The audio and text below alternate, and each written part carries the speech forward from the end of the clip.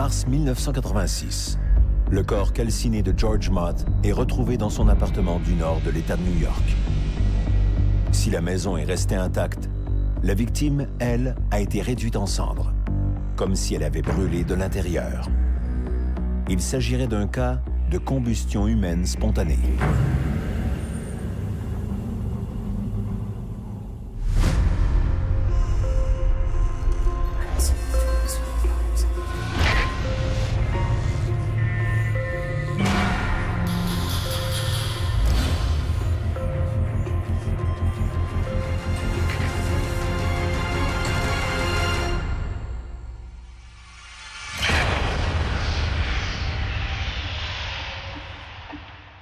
En 1853, l'auteur anglais Charles Dickens publie Bleak House. Au gré de l'intrigue, Dickens fait disparaître l'un de ses personnages dans un nuage de feu, une combustion humaine spontanée. À l'époque de Dickens, il était de croyance populaire que les alcooliques invétérés pouvaient s'enflammer d'eux-mêmes, et ce, justement, à cause de leur goût immodéré pour les spiritueux, très inflammables. Si aujourd'hui, cette association entre combustion humaine spontanée et alcoolisme est chose du passé, le sujet n'en demeure pas moins d'actualité. En 2010, le corps d'un homme de 67 ans, Michael Faherty, a été retrouvé dans son petit meublé de Ballybane, en Irlande. Le corps de M. Faherty avait pratiquement été réduit en cendres, alors que son appartement n'avait que très peu souffert de l'incendie.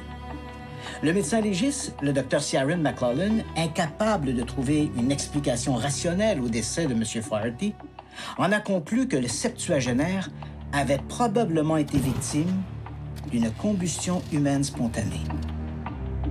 Aujourd'hui, je vous propose une exploration au sein de l'un des phénomènes les plus controversés de l'histoire du paranormal, la combustion humaine spontanée.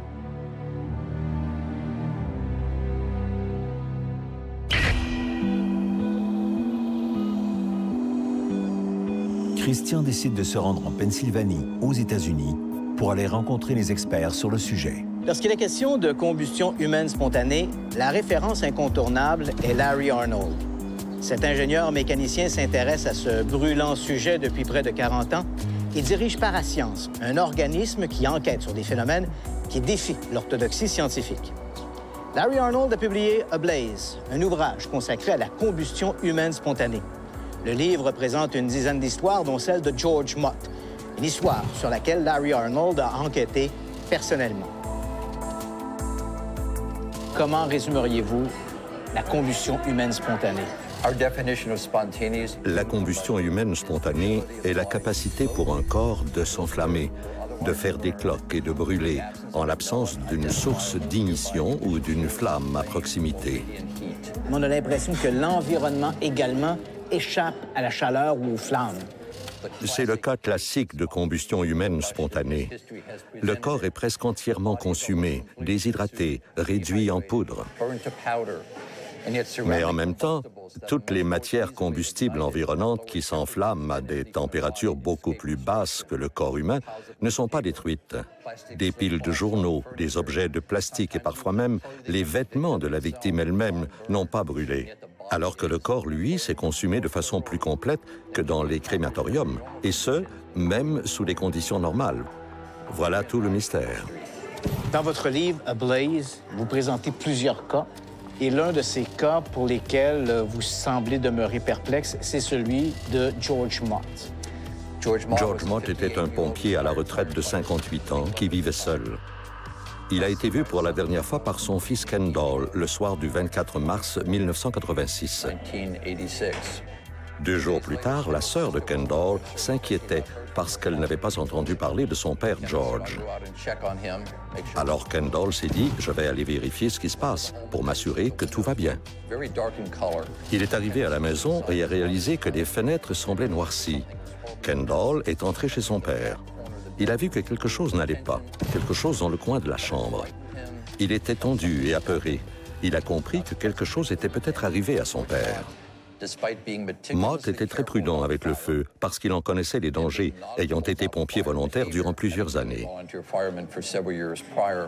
Or, on ignore comment il a pu se consumer dans son lit.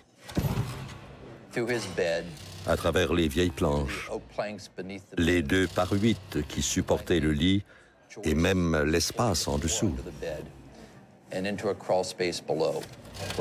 Tout ce que les premiers répondants ont trouvé sur le lit, c'est la moitié inférieure de sa jambe droite. Le reste de M. Mott s'est pulvérisé, de la poussière sèche. Il a fallu sortir les cendres à la pelle. George Mott pesait environ 180 livres. Tout ce qu'on a pu sortir de sa maison 2 jours plus tard, c'est environ 2,5 livres de cendres, une jambe et un squelette rétréci. Étrangement, le feu n'a pas dépassé les limites du lit. Au bout du matelas, de la literie et les 2 pantoufles de M. Mott ont même été retrouvées intactes.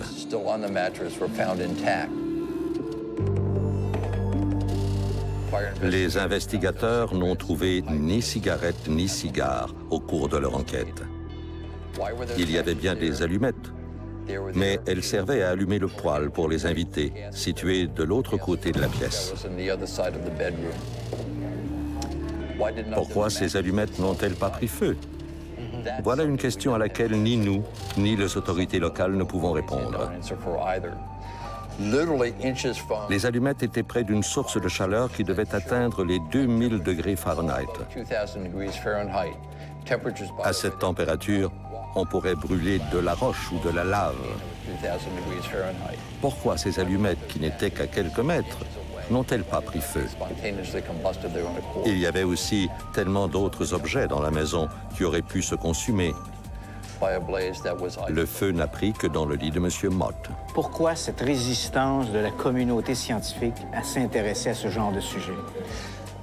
On s'est demandé pendant des années pourquoi le service des incendies n'a pas voulu se rendre à l'évidence. L'information et les cas que nous avons compilés expliquent la combustion humaine spontanée. N'importe qui d'un peu curieux aurait souhaité trouver une explication à cette histoire plutôt étrange. Quelqu'un au département des incendies aurait dû essayer de comprendre ce qui s'est produit. Mais la plupart s'en foutent carrément. La meilleure explication que nous ayons pour justifier leur mutisme et ce déni de l'information se résume à la xénophobie. Ils ont peur de l'inconnu. Ils ne croient que ce qu'ils connaissent du comportement du feu et de ses habitudes. Ces cas viennent remettre en question toutes ces connaissances, cette compréhension et ce savoir qu'ils croient détenir. Donc, pour certains, c'est juste dérangeant, stressant, beaucoup trop embarrassant.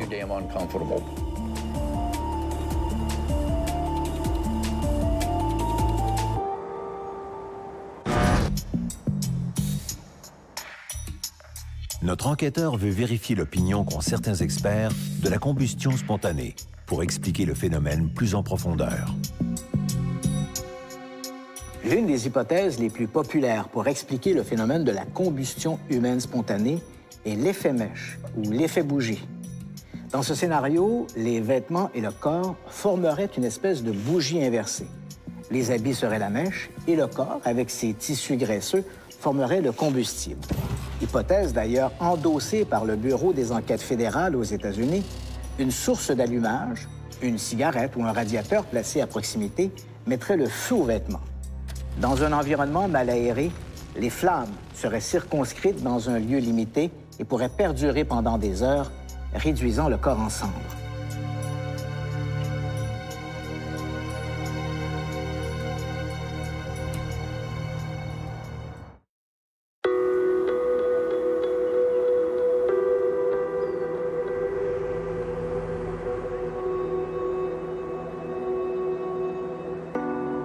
Christian va dans le comté d'Essex, dans l'État de New York, pour tenter d'approfondir son enquête. Dans le cas de George Mott, l'enquête sur ce décès pour le moins singulier a été confiée au service des incendies d'Essex County dans le nord de l'État de New York. Don Jaquish dirige aujourd'hui ce service. Le cas de George Mott date, je crois, de 1986. Ça s'est passé dans la ville de Crown Point. L'équipe d'investigation des incendies d'Essex a enquêté sur cet incendie. George Mott a été trouvé dans son lit, complètement consumé, à l'exception d'une très petite partie de son corps. Il semblait avoir brûlé à travers son matelas et son sommier, jusqu'au plancher. Cependant, le reste des lieux n'avait pas vraiment été endommagé par le feu, mais plutôt par la suie, beaucoup de suie. Et la maison est demeurée intacte. C'est un cas vraiment inhabituel. On a conclu à un cas de combustion humaine spontanée. À ce moment-là, j'imagine que les enquêteurs originaux ont évalué toutes les possibilités pour expliquer l'incendie. Quelles ont été leurs conclusions originales? L'un d'entre nous a émis cette hypothèse de combustion humaine spontanée. Plusieurs agences, incluant le département d'investigation de la police de New York et d'autres enquêteurs de notre unité d'investigation, ont pu trouver le point d'origine du feu.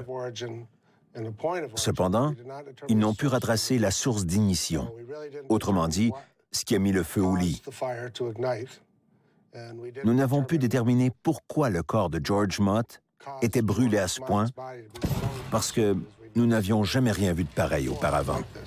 Est-il possible que George Mott ait été victime de l'effet chandelle ou l'effet bougie?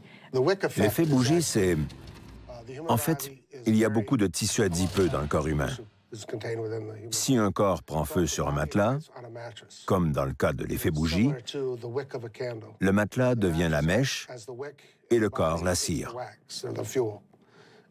Si la pièce est faible en oxygène, le corps va brûler comme une chandelle, grâce au matelas qui sert ni plus ni moins de mèche. C'est sans doute la meilleure explication pour ces cas où des gens ont été retrouvés dans un tel état. Pensez-vous que George Mott a pu être victime d'une combustion humaine spontanée?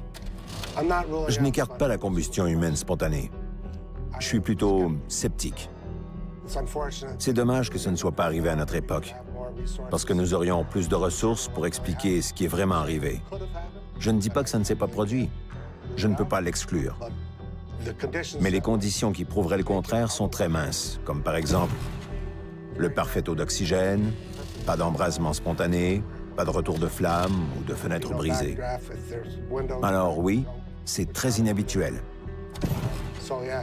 C'est un feu anormal et les conditions dans lesquelles le corps a été trouvé le sont aussi. Est-ce que le feu qui a brûlé George Mott a réagi de la manière dont un incendie ou des flammes vont se développer dans un environnement relativement clos? La plupart des corps brûlent à partir de l'extérieur. Le corps de George a brûlé comme si le feu avait pris de l'intérieur vers l'extérieur. Alors il ne montre pas les signes habituels d'un corps brûlé. OK. Avez-vous déjà rencontré un cas semblable à celui de George Mott? Non. C'est le seul cas que j'ai vu où presque 80% du corps était réduit en cendres. 30 ans plus tard, on est toujours au milieu d'un mystère. Tout à fait.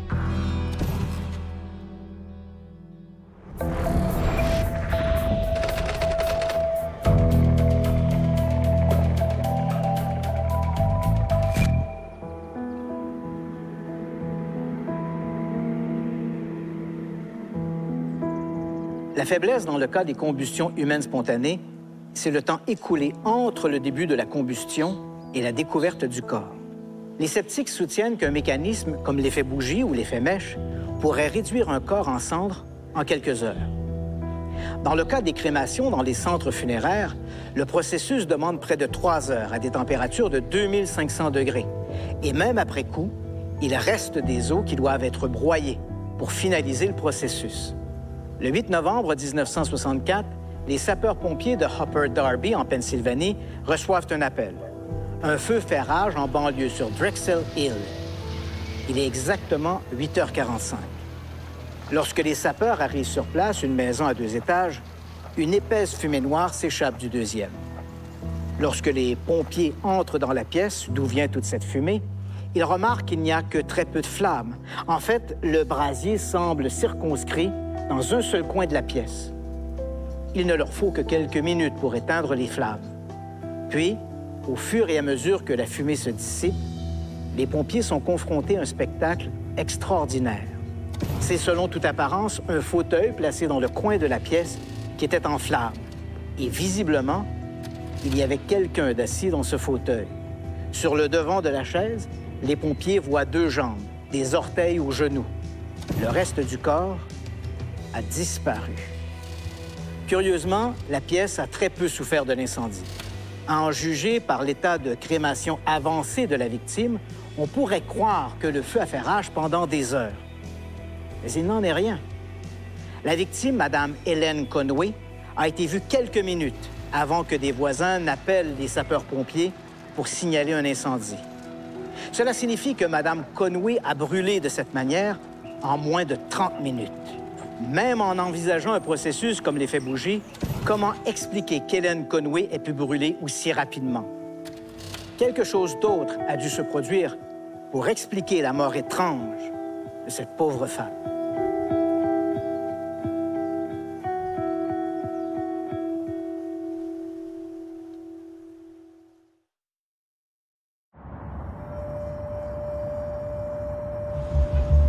De retour à Montréal, Christian rencontre Régis Solery, médecin et professeur d'anatomie à l'Université du Québec à Trois-Rivières, qui a étudié la combustion humaine spontanée.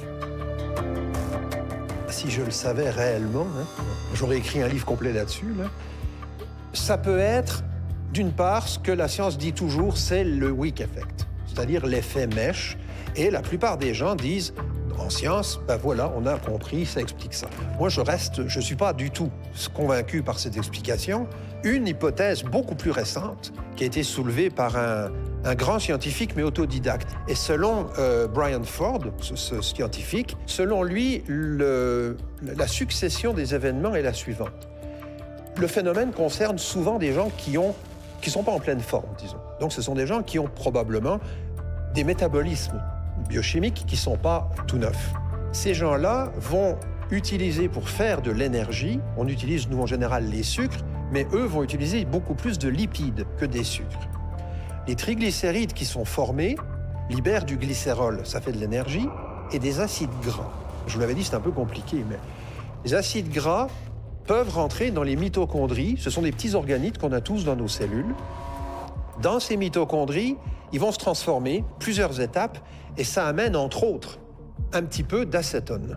Cet acétone se retrouve dans l'expiration, dans l'air expiré des patients, et va également se retrouver dans le tissu adipeux.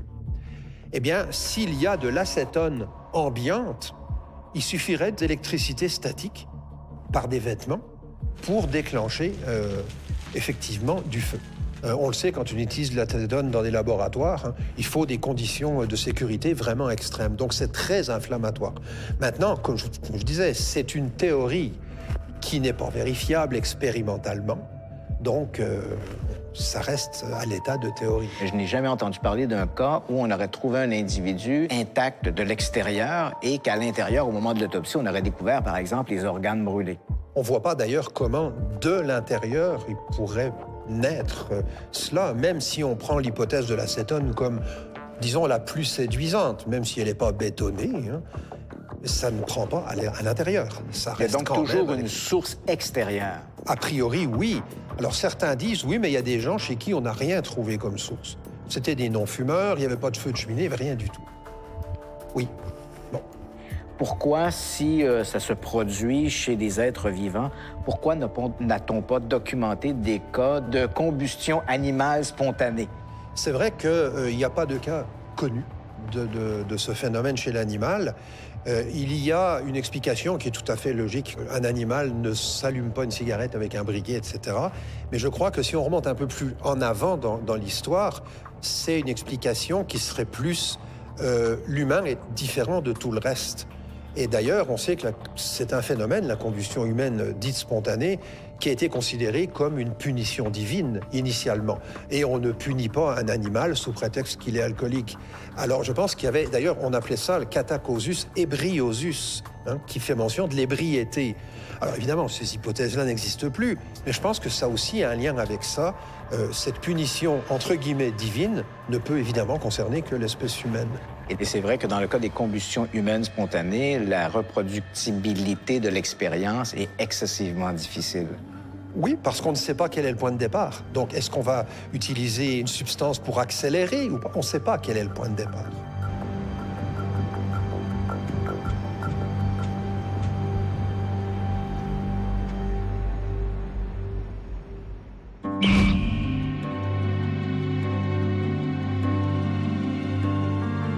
Je pense que les victimes de la combustion humaine spontanée ne sont pas décédées d'un feu né de l'intérieur, mais ont plutôt été frappées par un phénomène d'autocombustion accélérée. C'est-à-dire qu'elles ont été victimes d'une source d'allumage extérieure, comme une cigarette ou une cuisinière placée à proximité, mais que leur corps a brûlé à une vitesse inhabituelle. Je pense également que pour brûler de la sorte, ces gens présentaient des états pathologiques particuliers. Malheureusement, j'ignore quels sont ces états pathologiques.